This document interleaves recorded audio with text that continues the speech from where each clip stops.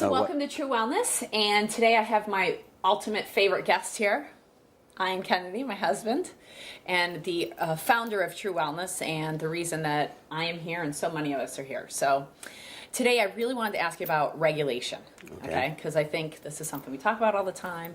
I want a simple explanation. You're not talking to chiropractors and docs and practitioners, but just the average person, in your words, Ian, what is regulation?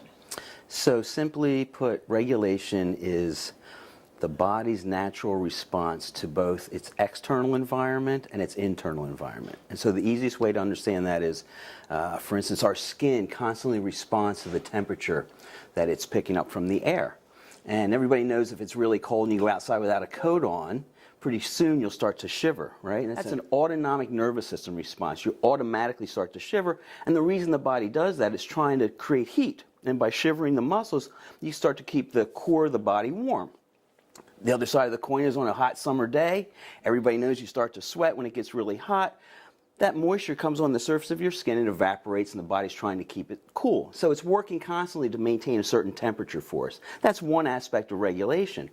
Internally, we can look at all kinds of facets of how the body functions and look at it as a regulatory capacity. For instance, you know, as we move through our life, our hormones change. Right, that's a regulatory capacity. The ability for our immune system to turn on appropriately. The body becomes aware of different stressors, and it's this awareness that's important. So let's use that as Silas, our son, for example, okay. about a week and a half ago, right? He was doing fine. He went to karate class, 25 new kids that he'd never been exposed to before, whether it was that or a week prior. That was a stressful event, I don't know. But he ended up with a fever that night, right? And we fought it for 5 days. So explain what that means. Well, it was body regulates. Actually, I take that back. We did not fight the fever. We allowed the fever to occur, which was an indication that his body was fighting. Right. And so that's a regulatory capacity of the body. The body realizes there's some kind of stressor, whether it's a bacteria, virus, fungus, a mold, whatever it might be. Some kind of immune challenge, and the body goes, I'm going to raise my temperature because I know that the body can survive that, but this virus won't be able to survive that. So that's a natural regulatory capacity. And that's a white blood cell activity, the fighter cells going and getting all the bugs. The whole system is starting to turn on, right, and trying to eradicate that particular infection. So in bioregulatory medicine, one of our things is let the fever burn. Yeah, I mean, you want to keep the person comfortable. We were putting cold rags on his head and on his neck. And for kids, you can get up, 102, 103, and they'll get a little delirious. Which he did a couple times at night. He was like, I don't like the guy in the room. We're like, hi, there's nobody in the room, Yeah. But he was scared, and we just supported him through the process. And it went from 100 to 101. Yeah, we did a lot of homeopathy and isopathy. Yeah. And then it came down the next couple of days to 100 to 101. And then it was like 99 for a while. And then we kept him home for a whole day and no fever. And then we sent him back to school, Because if we sent him back the day before when he didn't have a fever, probably what would have happened? Well, he probably would have regulated again in regards to the stress, not being completely over it, and went back into a little bit of a fever. And then we would have had to stay at home for another couple of days and all that. So instead of that, we decided let his body completely get past it a whole day, strengthen his immune system, and then go back. Yeah. So, regulation is the body's appropriate response to stressors, whether that's a temperature change, like we do with the CRT, computerized radiation thermography, right? Get an idea of how well the body deals with a temperature change, all the way through being able to digest your food appropriately. And what happens is when a person becomes what we consider neurologically or regulatorily blocked, right, or disbalanced in some way, and a lot of our clients here in the West, they get jacked up sympathetically, so the body's kind of turned on in a fight or flight syndrome, and their parasympathetics, which allow them to rest and heal and digest and recover, has hit the floor. And so these are the folks that go, well, I'm exhausted all the time, but I can't sleep at night. Or, I only go to the bathroom a couple times a week. And those slight changes in people's general well-being starts to show a shift in their regulation. And once your regulation shifts or becomes blocked, the body becomes blind. What I consider it becomes blind to the outside world. And once that happens, now your system's not responding to anything. And that's where illness starts to come in. So, to paraphrase what you just said, so the person's going through life and they're appropriately responding as things come up. And then the signs that that's not happening is my bowels aren't working as much, I'm not sleeping as much, I don't have as much energy. So these are indications that the regulatory system is kind of gone offline. Yeah, and that happens because it becomes overwhelmed. Typically with different toxic loads, there are specific loads that we really look at that we consider the general bad guys for the body. Everything from scars to dietary issues, old immune challenges where folks have had Epstein-Barr or they're dealing with some kind of herpes outbreak. These are old, Lyme disease. These are things that stress the system out. Even dental problems for folks that constantly keep the body in this state of wearing out the immune system. And then at one point the system goes, I'm not going to regulate it anymore. I'm just going to allow this stuff to happen or become blind to it. So, and what happens when long term the person doesn't regulate? Like you can not regulate rather for a short amount of time, a stressful event, somebody cut you I off think in that's traffic, appropriate. Yeah. Your heart That's races, a part of it, you right? stop digesting your food, all that, and then as soon as that event's over, you kind of go back into like relaxing, right? That's appropriate regulation, sure. Okay, good. So if that doesn't occur, if I stop doing that so well, over a long period of time, that's when you've talked about like disease can set. Yeah, any kind of illness can show up for the person depending on the type of stressors they're under, their constitution, their personal history. It depends on a lot of those factors, but ultimately if the body becomes blocked, then you're going to head towards some kind of illness. So for us, I know we always say that the diagnosis doesn't matter. Yeah. And you say, I don't care a lot. These are two things that most people do not understand. Can you explain your diagnosis doesn't matter based Sure. upon regulation, what you just mentioned? Sure.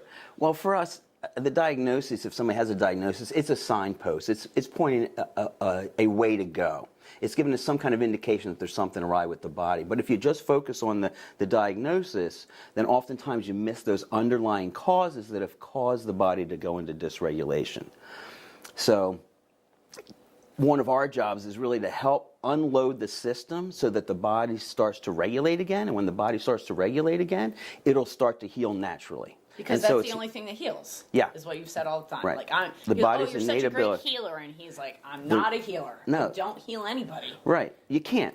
Right. What you can do is you can support the body in having less of a load and support the system in being able to do the right thing for itself, and the body will heal itself, sure. And so long term, what I've seen from our client base is that we have clients that come in that are super compliant, that really understand what we do, and they come in, or at least trust in the beginning, because they don't understand it, but they trust in the beginning, they come in quite often, they get the regulatory capacities come on, Right. and then long term, they don't need us as much because they understand the things that are influencing the regulation that they've exposed themselves to. Yeah. They limit that exposure, then they don't need us except every once in a while. Yeah.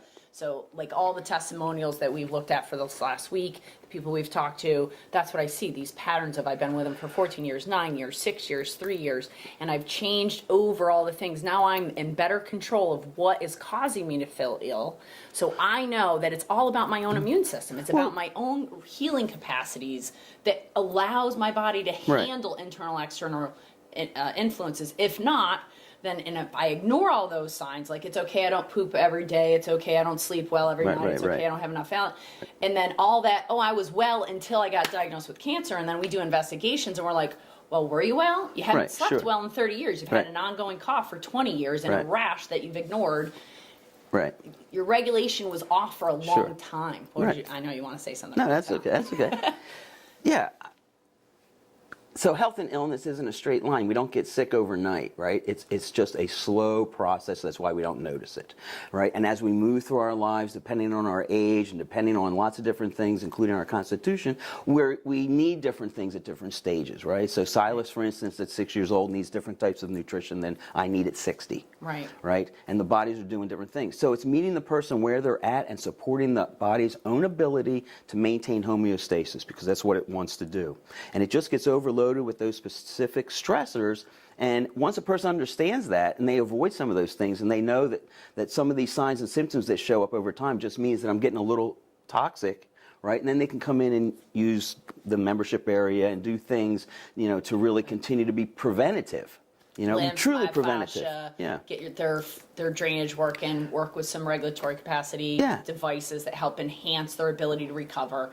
And then they don't need practitioners Right. like this as long as you're Right. correcting their diet and handling their environment. We've I'm created- exposed to a ton of Wi-Fi. I'm Right. going to limit that. I'm Right. exposed to a bunch of metals because I work in a metal shop. I'm going to limit that. Or I work in a dental office, Yeah. so I'm going to Yeah.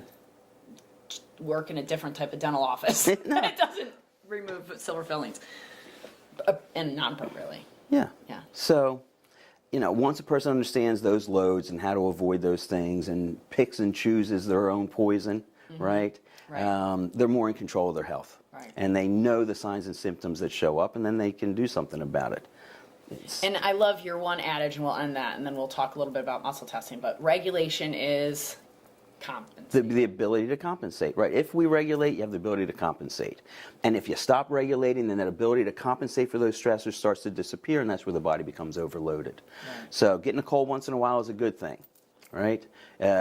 Making sure that your system's responding a little bit is a good thing. When we take people through different therapies, one of the things that we look for is, do they have a reaction? We want a reaction from the body. If you're not getting any reactions, then your system's most likely blind to the outside world, and that's a road leading to illness. So it's not necessarily that people get Herxheimer's reactions. No. But it's like, oh, I did lymph and I got really nauseous afterward. Yeah, or it opened Right. my bowels, or it gave me a runny nose, or whatever I did it a might be. nasotherapy and I felt like the next day I had a little bit of cold. Or I had a headache, or whatever it might be. At least the body we realize, hey, your system's responding to what we're doing, and that's because a we're good thing. mobilizing the toxic Some of that load. and the body's able to now see it, And or we're waking try and up to deal it with for it. some reason. Yep. Now it's got to deal with it to compensate for it, to mobilize it, to make it alleviate from Yep. the body. Awesome. Yep. Thank you so much. Sure.